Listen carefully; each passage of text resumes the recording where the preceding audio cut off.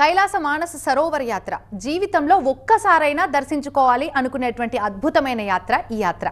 ముక్కోటి దేవతలు సంచరించే భూలోక కైలాసం, దేవతలు నక్షత్ర రూపంలో స్నానమాచరించు సరోవరం, శివపార్వతుల నివాసం ఆవాసం ఆ Kailasagiri. Gayatri tours and travels దశాబ్దాలుగా తెలుగు రాష్ట్రాలలో కైలాస మానస సరోవర యాత్రలు నిర్వహించడంలో ప్రత్యేక స్థానాన్ని, ప్రత్యేక గుర్తింపుని పొందింది.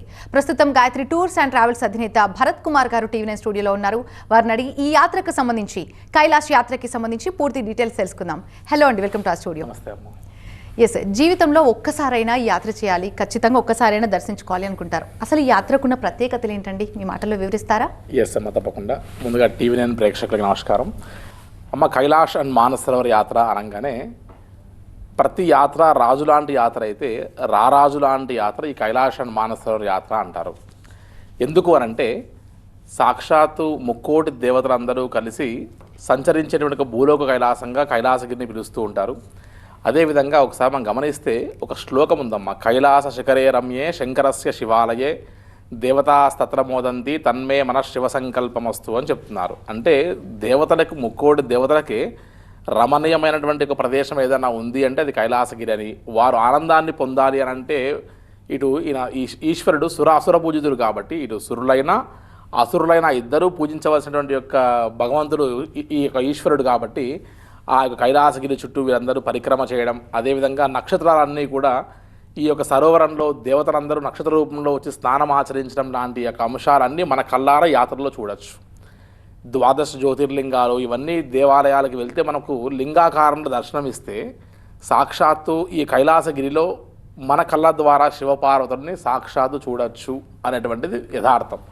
2020 నుంచి, అంటే ఆల్మోస్ట్ కోవిడ్ టైం నుంచి ఇప్పటి వరకు చైనీస్ గవర్నమెంట్ అయితే అసలు ఎవరిని అలో చేయలేదు, ఇండియన్స్ కూడా పర్మిషన్ లేదు. ఈసారి అయితే అఫీషియల్గా డిక్లేర్ చేసింది. మరి ఈసారి రూల్స్ అండ్ రెగ్యులేషన్స్ ఏ విధంగా ఉండబోతున్నాయి? కైలాష్ అండ్ మానస సరోవర్ యాత్రకి ఇందాక చెప్పినట్టుగా మనం చైనీస్ ల్యాండ్లో ఆక్యుపై అయి ఉంది కాబట్టి 2020 సంవత్సరం నుంచి 23 అండ్ 24లో అందరినీ అలౌ చేస్తూనే ఒక ఇండియన్స్ని మాత్రం ఆపారు.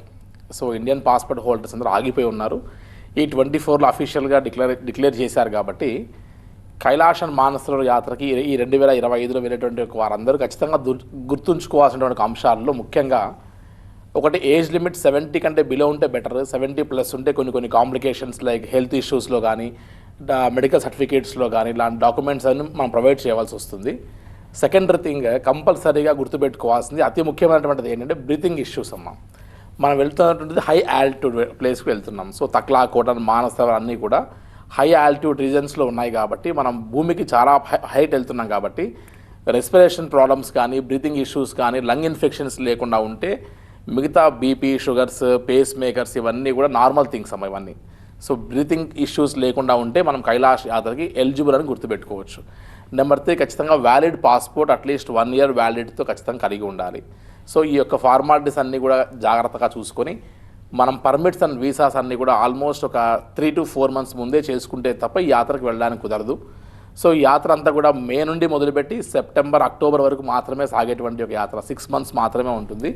అట్ ది సేమ్ టైం ఏ యాత్ర అయినా సరే విదిన్ ద వరల్డ్ ఎక్కడైనా సరే మీరు సొంతంగా వెళ్ళొచ్చు. ఇందాక మీరు చెప్పిన అర్హతల్లో భాగంగా ఏజ్ లిమిట్ కూడా ఒక ఫ్యాక్ట్. మరి ఆ ఏజ్ లిమిట్ని తీసుకుంటే ముఖ్యంగా 70 పైబడిన వాళ్ళు రావచ్చు అంటారా? ఎస్ అమ్మ, చైనీస్ యొక్క మెంటాలిటీలో 70+ ఉన్న వారికి హెల్త్ ఇష్యూస్లో మేజర్గా బ్రీతింగ్ ప్రాబ్లమ్స్ వస్తాయనే ఉద్దేశంతో 70 వరకు రిస్ట్రిక్ట్ చేశారమ్మ. 70+ ఉన్నవారు ఎవరన్నా సరే మెడికల్ టెస్ట్ లాంటివి కొన్ని చేయించుకొని వారితో పాటు 2 అసిస్టెంట్స్గా తీసుకొని ఒక $1,000 వారు డిపాజిట్ చేసి ఆ యొక్క ఫార్మాలిటీస్తో కూడా యాత్ర చేయొచ్చు అని కొన్ని రూల్స్ అండ్ రెగ్యులేషన్స్ ఈ సంవత్సరం ఇస్తున్నారు. సో 70+ వారు కూడా చేయొచ్చు, కానీ ఫిజికల్గా ఫిట్ ఉండి కాస్త యోగా, ప్రాణాయామం లాంటివి బాగా చేస్తూ మైండ్ ఫిట్నెస్తో పాటు ఫిజికల్ ఫిట్నెస్తో పాటు మెంటల్ ఫిట్నెస్ కూడా కలిగి ఉన్నవారు ఖచ్చితంగా యాత్ర చేయొచ్చు. జీవితంలో ఒక్కసారైనా యాత్ర చేయాలి, ఆ భాగ్యం దక్కించుకోవాలని ప్రతి ఒక్కరికి ఉంటుందండి. అందులో భాగంగా రావాలనుకునే వాళ్ళు ఎంతోమంది ఉంటారు. ఏజ్ లిమిట్ ఒకటైతే హెల్త్ ఇష్యూస్, ఎత్తైన ప్రదేశాలకు వెళ్ళినప్పుడు రకరకాల హెల్త్ ప్రాబ్లమ్స్ చూస్తుంటాం. ఇలాంటి ప్రాబ్లమ్స్ వచ్చిన వాళ్ళని మీరు ఎలా హ్యాండిల్ చేస్తారు అసలు? ఎస్ అమ్మ, ముఖ్యంగా కైలాష్ అండ్ మానస సరోవర్ యాత్రలో ఈ రీజియన్లో ఖచ్చితంగా వచ్చేటువంటి హెల్త్ ఇష్యూస్ ఏమైనా ఉంటాయి అని అంటే ఎవరైతే 3 to 4 మంత్స్ కంటే ముందే మనం చెప్పినటువంటి యొక్క ప్రాణాయామము, బ్రీతింగ్ ఎక్సర్సైజెస్, ఈ 2 ఐస్ని 3rd ఐ మీద కాన్సన్ట్రేట్ చేసేటువంటి ఒక మెడిటేషన్ లాంటి శాంభవి ముద్ర ఇవన్నీ ఎవరైతే ప్రాక్టీస్ చేయరో ఈవెన్ దెన్ మనం అందరికీ వారి గ్రూప్ క్లాసెస్ కండక్ట్ చేస్తాం, యోగా క్లాసెస్ అన్ని కూడా ప్రతిరోజు జూమ్ లైన్లో వాటిలో. సో ఇలా ప్రాక్టీస్ చేయని వారికి మాత్రమే తక్లాకోట్, మానసరోవర్, కైలాష్ రీజియన్లో మాత్రం ఖచ్చితంగా లైట్గా హై ఆల్టిట్యూడ్ సిక్నెస్ గురయ్యే అవకాశం ఉంటుంది. ఈ హై ఆల్టిట్యూడ్ సిక్నెస్ తప్ప ఇంకెటువంటి సైడ్ ఎఫెక్ట్స్ లాంటివి ఉండవు. కాబట్టి ఈ యాత్రలో ఈ యాత్రికులందరికీ ఏదైనా ఇబ్బంది కలిగితే వెంటనే రెస్క్యూ చేయడానికి కోసమే రెస్క్యూ ఆపరేషన్స్ కోసం ఒక టీం ఉంటుందమ్మా. సో వారి దగ్గర ఆక్సిజన్ సిలిండర్స్, గమ్మో బ్యాగ్స్, హై ఆల్టిట్యూడ్లో వారిని ఎలా ట్రీట్ చేయాలో ఆ ట్రీట్మెంట్ అంతా కూడా తెలిసినటువంటి ఒక టీంతో పాటు ఈ యాత్ర సాగుతుంది. బయటకి ఎక్కడికైనా వెళ్ళాలంటే అక్కడ ఫుడ్ ఎలా ఉంటుందో, ఎలాంటి ఫుడ్ తీసుకుంటామో, తింటేనే చేయగలం అనేది ఒకటి చాలా గట్టిగా నమ్ముతూ ఉంటారు. మరి ఎస్పెషల్లీ నేపాల్ అండ్ చైనాలో మాట్లాడుకుంటే ఆ రెండు ప్లేసెస్ గురించి మాట్లాడుకున్నప్పుడు తెలుగు వారు కొంత హెసిటేట్ అవుతుంటారు. అమ్మో ఎలాంటి ఫుడ్ దొరుకుతుందో, ఈ ట్రావెల్ చేయాలంటే ముందుగా శక్తి ఉండాలి. మరి ఫుడ్ విషయంలో మీరు ఎలాంటి కేర్ తీసుకుంటారు? ఇక్కడ దొరికే ఫుడ్ అక్కడ లభించకపోవచ్చు, బట్ మీరు ఎలాంటి ఫుడ్ని అందుబాటులో ఉంచే ఛాన్సెస్ ఉన్నాయి? అమ్మ, ఈ కైలాష్ అండ్ మానసరోవరే కాదు, ఏ యాత్రకి వెళ్ళినా సరే మన సౌత్ ఇండియన్స్ నార్త్ ఇండియన్కి వెళ్ళినా కూడా ఫుడ్కి అడ్జస్ట్ కాలేరు. అటువంటిది ముఖ్యంగా 60+ ఉన్న వారు ఎక్కువ యాత్ర చేసేటువంటి వారు. వీరందరూ మన బాడీస్ అన్ని కార్బోహైడ్రేట్స్ లాంటి రైస్కి బాగా అలవాటు పడిన బాడీస్. మనం ఎక్కువగా ప్రోటీన్ ఇంటేక్ చేయకపోతే ఈ యాత్రలో మన రెసిస్టెన్స్ పవర్ లాంటివి తగ్గిపోవడంతో పాటు మనం హై ఆల్టిట్యూడ్ రెసిస్ట్ కావడం చాలా కష్టంగా ఉంటుందమ్మా. సో ఈ ఫుడ్ అనేటువంటిది ఎంత ఇంపార్టెంట్ అంటే ఈ యాత్రలో వారికి unlimited soups, juices, protein food లాంటివి చాలా ఇవ్వాల్సి వస్తుంది. సో హైదరాబాద్ నుంచి హై అండ్ ఫుడ్ సర్వీసెస్ మన యొక్క సెల్ఫ్ కిచెన్తో పాటు అంటే మెయిన్ షెఫ్ని మనం యాత్రికులతో పాటు వారికి పర్మిట్ అండ్ వీసాస్తో పాటు మనం అన్ని వారికి కూడా క్రియేట్ చేసి త్రూఅవుట్ ద టూర్ మన యొక్క ఇండియన్ షెఫ్తో పాటు మనం యాత్ర చేయాల్సి వస్తుంది. సో మన south Indian food throughout Kailash యాత్రలో కూడా ఎక్కడ మన ఫుడ్ మిస్ కాకుండా at the same timely food చలి లాంటి ప్రదేశాల్లో కూడా వేడివేడిగా వారికి సర్వ్ చేస్తున్నటువంటి ఒక టీంతో మనం యాత్ర చేయించాల్సి వస్తుందమ్మా. సో ఎక్కడ కాంప్రమైజ్ కావట్లేదు అనమాట Gayatri tours and travels. Yes అమ్మంటే ఇదంతా కూడా హై ఆల్టిట్యూడ్తో కూడినటువంటిది. లైఫ్ టైంలో ఎన్ని కోట్లు ఉన్నా సరే ఒకేసారి వెళ్తారు యాత్రకు తప్ప ఇంకోసారి వెళ్ళరు. సో ఆ ఒక్కసారి వెళ్ళినటువంటి దాంట్లోనే వారికి ఆ యొక్క ఎక్స్పీరియన్స్ అనేటువంటిది లైఫ్ టైం ఎక్స్పీరియన్స్ అనేటువంటిది ఇస్తే వారి లైఫ్లో మర్చిపోయినటువంటి యాత్ర కాబట్టి ఖచ్చితంగా ఆ రకంగా చేయవలసి వస్తుంది. సో అద్భుతమైన యాత్రలో భాగంగా అద్భుతమైన మెమరీస్ అండ్ మంచి ఫుడ్ని కూడా అందిస్తున్నారు అనమాట. ఎస్, కైలాష్ యాత్రకు వెళ్ళాలంటే జనరల్గా కంపల్సరీ థింగ్స్ గురించి మాట్లాడుకోవాలి. బికాస్ మనం ఇంటి నుంచి బయటకు వెళ్ళాలంటేనే ఎన్నో క్యారీ చేస్తుంటాం, లైక్ వాటర్ బాటిల్ అవ్వచ్చు, రకరకాలుగా థింగ్స్ అవ్వచ్చు. ఈ యాత్రకు వెళ్ళే వాళ్ళకి కంపల్సరీ థింగ్స్ అంటే థింగ్స్ టు క్యారీ అంటే ఏమేమి సజెస్ట్ చేస్తారు? ఎస్ అమ్మ, ముందుగా ఈ యొక్క యాత్ర అనేటువంటిది ఖచ్చితంగా హై ఆల్టిట్యూడ్ వెళ్ళవలసిన యాత్ర కాబట్టి వారి కొన్ని యొక్క థింగ్స్ కంపల్సరీ క్యారీ చేసుకోవాలి. లైక్ డ్రెస్ కోడ్స్ విషయానికి వస్తే థర్మల్ వేర్ ఎప్పుడు వేసుకోవాలి, ఎటువంటి థింగ్స్తో వారు పరిక్రమ టైంలో యూజ్ చేయాలి, at the same time A things compulsory వారి దగ్గర ఉంటే హెల్ప్ అవుతాయి అనేటువంటిది మనం ముందుగానే వీరు యాత్ర చేయకముందే ఒక గెట్ టుగెదర్ ఏర్పాటు చేసి హోటల్లో ఎవరైతే వెళ్తున్నారో వాళ్ళందరినీ వాళ్ళ పేరెంట్స్తో పాటు వారి పిల్లలతో పాటు అందరినీ ఇన్వైట్ చేసి యాత్రకు వెళ్తున్న వారందరినీ కూడా క్లబ్ చేసి ఆ యాత్రలో మనం వీరందరికీ ఈ రకంగా ఒక కిట్ అనేటువంటిది మనం ఇవ్వడం జరుగుతుందమ్మా. ఈ కిట్లో సుమారుగా ఒక 12 to 13 ఐటమ్స్ ఉంటాయి.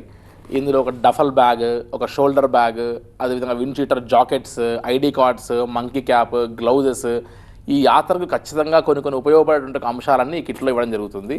హైదరాబాద్ ఎయిర్పోర్ట్ నుండి హైదరాబాద్ ఎయిర్పోర్ట్ వరకు కస్టమర్ కేవలం ఈ షోల్డర్ బ్యాగ్ మాత్రమే క్యారీ చేసి వారు భుజాల మీద క్యారీ చేస్తారు. మిగతా లగేజెస్ దగ్గర నుంచి అన్నీ కూడా టీం చూసుకుంటారు. కాబట్టి ఆ గెట్ టుగెదర్లో ఎటువంటి థింగ్స్ యూజ్ చేయాలి, ఎటువంటి థింగ్స్ యూజ్ చేయకూడదు అనేటువంటిది చాలా క్లియర్గా చెప్తూ మనం ఇవ్వాల్సినటువంటి కాంప్లిమెంటరీ కిట్, పూజా కిట్స్ అవన్నీ కూడా ఈ యొక్క కిట్లో పెట్టి ఇవ్వాల్సి వస్తుంది విత్ పర్మిట్ అండ్ వీసాస్తో సహా అమ్మ. కొంతమంది పేరెంట్స్ పిల్లలు కలిసి వెళ్ళాలంటే కొన్ని రకాల సమస్యలను మనం చూస్తుంటాం, లైక్ పాస్పోర్ట్ ఇష్యూస్. వీళ్ళిద్దరు కలిసి వెళ్ళాలనుకుంటే ఎలా ప్లాన్ చేసుకోవచ్చు అంటారు?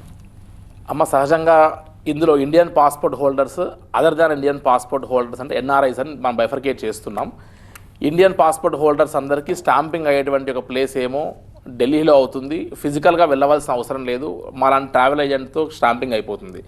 కానీ వెరాజ్ అదర్ దాన్ ఇండియన్ పాస్పోర్ట్ హోల్డర్స్ని చూస్తే వీళ్ళందరూ కూడా ఎన్ఆర్ఐ పాస్పోర్ట్ హోల్డర్స్ అందరికీ ఫిజికల్గా వీరు అందరూ కాఠ్మండూలో అపియర్ అవుతే తప్ప వీరికి స్టాంపింగ్ కాదు. కాబట్టి ప్రియర్ 5 days ముందే వీరు కాఠ్మండూ వచ్చి స్టే చేసి అక్కడ ఈ యొక్క ఒరిజినల్ పాస్పోర్ట్ని సబ్మిట్ చేసి 2 to 3 days వెరిఫికేషన్స్ అని అయిన తర్వాత దెన్ అప్పుడు వీరికి స్టాంపింగ్ జరుగుతుంది. కాబట్టి ఎన్ఆర్ఐ పాస్పోర్ట్ హోల్డర్స్ అందరూ ముందుగానే కాఠ్మండూ వచ్చి ఈ యొక్క 5 days ప్రియర్ బిఫోర్గానే ఈ యొక్క ఫార్మాలిటీస్ అన్ని పూర్తి చేసుకుని అక్కడ నుండి నేపాల్గంజ్ అనేటువంటి ఒక పాయింట్కి వస్తారు. ఇండియా నుండి ఎవరైనా వెళ్ళే వారందరూ కూడా సేమ్ డే లక్నో ఫ్లై అయ్యి లక్నో నుండి నేపాల్గంజ్ అనేటువంటి ప్లేస్కి వెళ్ళి మీట్ అవ్వడం జరుగుతుంది.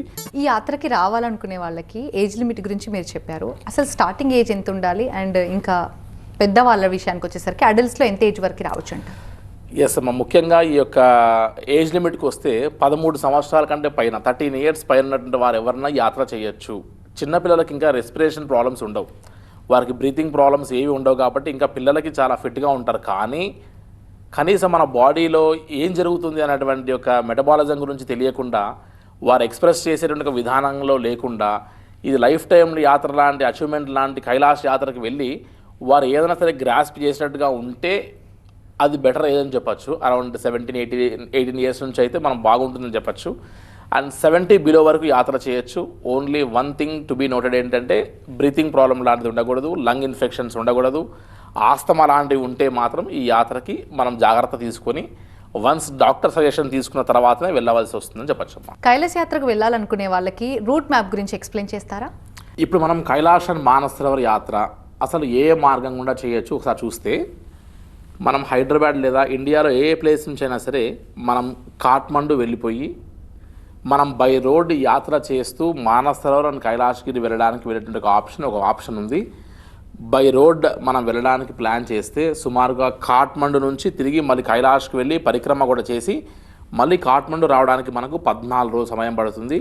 Up and down 2 days. మళ్ళీ కాఠ్మండు లోకల్ సైట్ సీయింగ్లో గమనిస్తే మళ్ళీ 2 days, అంటే ఆల్మోస్ట్ 14 + 2 18 days యాత్ర అయింది. సో ఆల్మోస్ట్ 1900 kilometers మనం బై రోడ్ ట్రావెల్ చేసి కీరోంగ్ సాగా దగ్గర నుండి మనం మానసరోవరం ఎంటర్ అవుతున్నాం.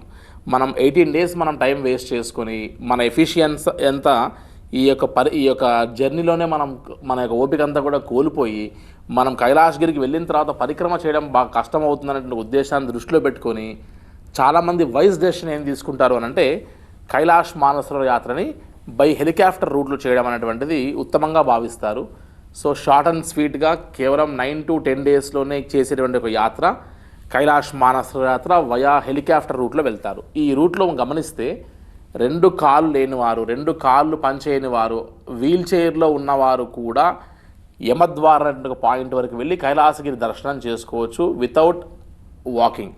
మనకి ఈ ట్రిప్లో వెళ్తే చూస్తే ఒక నేపాల్ బార్డర్లో మాత్రమే ఓన్లీ 1 kilometer మాత్రం వాక్ ఉంటుంది తప్ప ఎక్కువ నడిచింది ఉండదు. కైలాసగిరి పరిక్రమ అన్నటువంటిది చేస్తేనే నడక తప్ప అంతకు మించి నడిచినటువంటి ఒక పెద్ద అవసరం పడదు. ఇప్పుడు మనం గమనిస్తే Day 1 హైదరాబాద్ నుంచి మనం బయలుదేరి లక్నోకి మనం జస్ట్ 2 hours ఫ్లైట్ టైం వెళ్ళిపోతున్నాం. 6 o'clock మార్నింగ్ బయలుదేరితే 8 o'clockకి అక్కడ నుండి 45 minutes డ్రైవ్లో నేషనల్ హైవేలో నేపాల్గంజ్ అనే ప్లేస్కి వెళ్ళిపోయి లంచ్ టైంకి వెళ్ళిపోతున్నాం. మనం ఈ నేపాల్గంజ్లో స్టార్ హోటల్సే ఉంటాయి. ఇక్కడ వాగేశ్వరి శక్తిపీఠం అని అమ్మవారు నాలుకపడ్డ ప్రదేశం. సో ఈ నాలుకపడ్డ ప్రదేశంలో మనం అమ్మవారి దర్శనం చేసుకొని ఇక నైట్ హాల్ట్ చేస్తాం. Day 2 సిమీకోట్ అనేటువంటి ఒక ప్లేస్కి చిన్న ఫ్లైట్స్లో చార్టర్డ్ ఫ్లైట్స్లో మనం 18-in-1 ఫ్లైట్స్లో మనం సిమీకోట్ అనే ప్లేస్కి వెళ్ళిపోతాం. అక్కడ నుండి నెక్స్ట్ 5-in-1 హెలికాప్టర్స్లో మనం హిల్సా అనే ప్లేస్కి వెళ్తాం. సో ఇక్కడ నుండి గమనిస్తే నేపాల్గంజ్ నుంచి 18 members, సిమీకోట్ నుండి 5 members హిల్సాకి మనం షటిల్ సర్వీస్ చేసుకుంటూ వెళ్ళి గ్రాడ్యువల్గా అక్యుములేట్ అవుతూ క్లైమేట్కి అడ్జస్ట్ అవుతూ ఈ కర్నాలి రివర్ అనేటువంటి రివర్ వరకు వెళ్ళి కర్నాలి బ్రిడ్జ్ అనేటువంటి ఈ బ్రిడ్జ్ మీద ఒక 1 kilometer మాత్రం నడిచి ఈ చైనా ఇమిగ్రేషన్ ఫార్మాలిటీస్ ఆఫీస్లో పూర్తి చేసుకుని ఇక్కడ నుండి మనం బయలుదేరి తక్లాకోట్ వెళ్తాం. మనం బాగా గమనించాల్సిన ఒక అంశం ఏంటంటే ఈ యాత్రలో ఈ రోడ్ రూట్ నుంచి వెళ్ళి ఏదైతే హిల్ ఏరియాస్ మనం కవర్ చేస్తున్నామో ఆ హిల్ ఏరియాస్ అన్నీ ఈ రూట్లో దాటడానికి మనం ఫ్లైట్స్ అండ్ హెలికాప్టర్స్ వాడడం వల్ల రిస్కీ షాట్తో ఉన్న రోడ్స్ అన్నీ కూడా మనం కవర్ చేస్తూ జస్ట్ 1 hour టైంలో మాత్రమే 4 days జర్నీ మనం కవర్ చేయగలిగాం. కాబట్టి ఇక్కడికి వెళ్ళిన తర్వాత 1 kilometer వాక్ అయిన తర్వాత ఇక్కడ నుండి ఫర్దర్ తక్లాకోట్ నుండి మనం మానసరోవర్ అండ్ కైలాసగిరి అంతా నో ఫ్లై జోన్ కాబట్టి ఈ జోన్లో ఎక్కడ కూడా ఫ్లై అయ్యే ఆప్షన్ ఉండదు. సో మనం తక్లాకోట్ అనే ప్లేస్కి జస్ట్ 4 hours డ్రైవ్లో వెళ్తాం.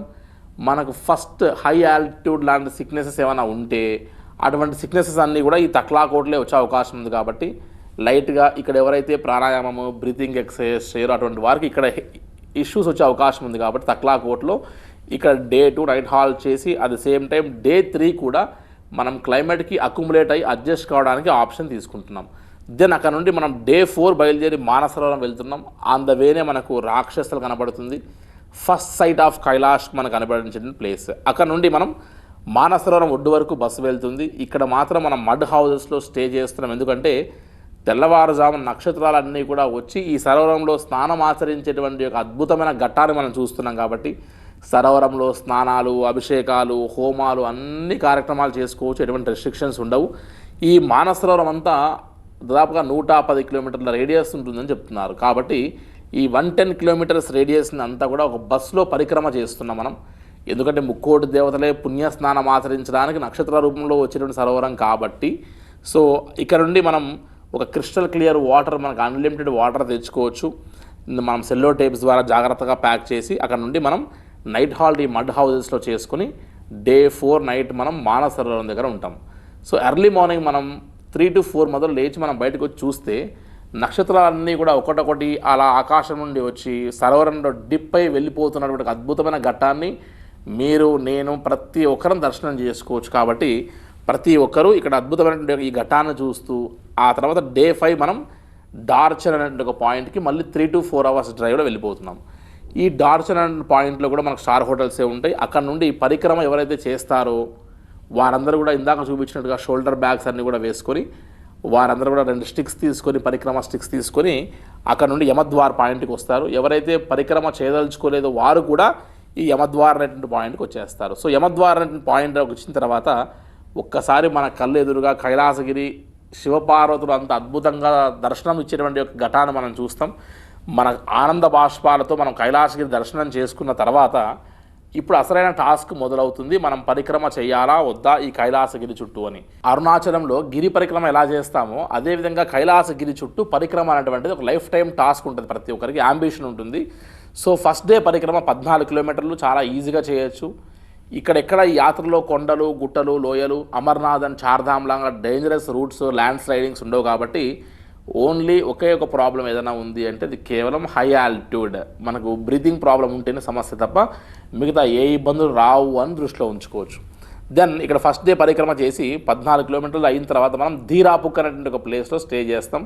ఈ ధీరాపుక్ నుండి డే 2 అంటే పరిక్రమలో డే 2 ఈసారి మనకు ఇండియన్ పాస్పోర్ట్ హోల్డర్స్ కూడా ఈ కైలాసగిరి వైపు నడుచుకుంటూ వెళ్ళి 6 కిలోమీటర్స్ వాక్ చేసి కైలాసగిరిని మనం టచ్ చేసే ఆప్షన్ ఇస్తున్నారు. కాబట్టి దీన్ని ఏమంటున్నారు, చరణ్ స్పర్శ అని అంటున్నారు. కాబట్టి చరణ్ స్పర్శ చేసుకొని మళ్ళీ బ్యాక్ వచ్చి స్టే చేసి డే 6 కూడా ఇక్కడ నైట్ హాల్ట్ చేసి మళ్ళీ డే 7 10 కిలోమీటర్స్ చాలా ఈజీగా ఉంటుంది. కానీ స్లోగా మనం గ్రాడ్యువల్గా అప్ ఎక్కుతూ డాల్మాలా పాస్, గౌరీకుండ అనేటువంటి ఒక పాయింట్ దగ్గర నుంచి ఒకసారి మనం ఇలా డౌన్ దిగవలసి వస్తుంది. ఆ డౌన్ దిగేటప్పుడు మన బాడీ వెయిట్ అంతా కూడా మన మోకాళ్ళ మీద పడి అక్కడ మనం కొద్దిగా ఇబ్బంది పడే అవకాశం ఉంటుంది. ఈవెన్ పరిక్రమ చేసేటప్పుడు మనం గుర్రం తీసుకునే ఛాన్స్ ఒకటి ఉంటుంది. ఇక్కడ డోలీ కానీ హెలికాప్టర్ కానీ ఉండదు. గుర్రం తీసుకున్నా కూడా మనకి సెకండ్ డే పరిక్రమలో మనకు సహకరించదు కాబట్టి మళ్ళీ మనం దిగి నడవలసి వస్తుంది. సో మనం ఫస్ట్ రోజు నడిచిన అవకాశమే లేకుండా సెకండ్ రోజు తిరిగి మనం నడవడం అనేటువంటి చాలా టఫ్ టాస్క్ అనిపిస్తుంది. కాబట్టి దెన్ అక్కడ నుండి బయలుదేరి మళ్ళీ మనం జుతుల్పుక్ అనేటువంటి పాయింట్కి వచ్చేసి డే 7 నైట్ హాల్ చేస్తున్నాం. అక్కడ నుండి నెక్స్ట్ డే 3, డే 4 పరిక్రమ అనేటువంటి చాలా ఈజియెస్ట్ పరిక్రమ. జుతుల్పుక్ నుండి మనం ఈ యొక్క యమద్వార్ అనేటువంటి పాయింట్కి జస్ట్ 4-5 అవర్స్లో వచ్చేస్తాం. అరౌండ్ 8 to 9 కిలోమీటర్స్ మాత్రమే ఉంటుంది.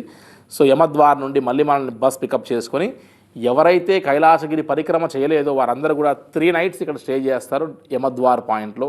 ఇదంతా గ్రూప్ వీసా కాబట్టి గ్రూప్ అంతా వచ్చే వరకు కూడా ఖచ్చితంగా వీరికి వెయిట్ చేయవలసి వస్తుంది. అక్కడ నుండి బ్యాక్ టు తక్లాకోట్ వెళ్ళేటప్పుడు జాగ్రత్తగా స్లోగా వెళ్ళాము క్లైమేట్కి అడ్జస్ట్ కావడానికి. కాబట్టి వచ్చేటప్పుడు అంత అవసరం పడదు. కాబట్టి స్ట్రైట్ అవే మనం తక్లాకోట్ నుండి మానసరోవర్, తక్లాకోట్ నుండి మనం వెంటనే హిల్సా నుండి సిమికోట్ నుండి నేపాల్గంజ్ వచ్చేసి అందరితో మన యొక్క యాత్రలో ఇంకొక ఆలోచన మొదలవుతుంది. మనం ఎట్లాగో నేపాల్ వచ్చాం కదా, ఈ నేపాల్ నుంచి కాఠ్మండు వెళ్ళి కాఠ్మండు లోకల్ సైట్ సీయింగ్స్ 2 రోజులు, అక్కడ నుండి ముక్తినాథ్, పోఖ్రా, మనోకామ్నా, జనక్పురి, ఆ తర్వాత లుమ్మెన్ లాంటి ప్లేసెస్ చూద్దాం అనుకుంటారు. కానీ మన బాడీ అంతా కూడా హై ఆల్టిట్యూడ్ రీజన్లో బాగా ట్రావెల్ చేసి మళ్ళీ మనం నేపాల్ యాత్ర చేయడంలో ఖచ్చితంగా బాడీ అలసిపోతుంది. కాబట్టి అంత ఓపిక ఉండదు, అది రాంగ్ డెసిషన్. అంతకంటే ముందే డైరెక్ట్ కాఠ్మండు వెళ్ళి ముందుగానే ఈ నేపాల్ ముక్తినాథ్ యాత్రలన్నీ పూర్తి చేసి తర్వాత కైలాష్కి వెళ్దాంలే అనుకుంటే కూడా అది కూడా ఒక మిస్టేక్. ఎందుకంటే మనం ఓపిక అంతా కూడా ఇక్కడే ముక్తినాథ్ యాత్రలు అయిపోతే మనం ఈ కైలాష్ పరిక్రమ అంటే లైఫ్ టైం డ్రీమ్ కాబట్టి ఈ ఎసెన్స్ మనం మిస్ అవుతాం.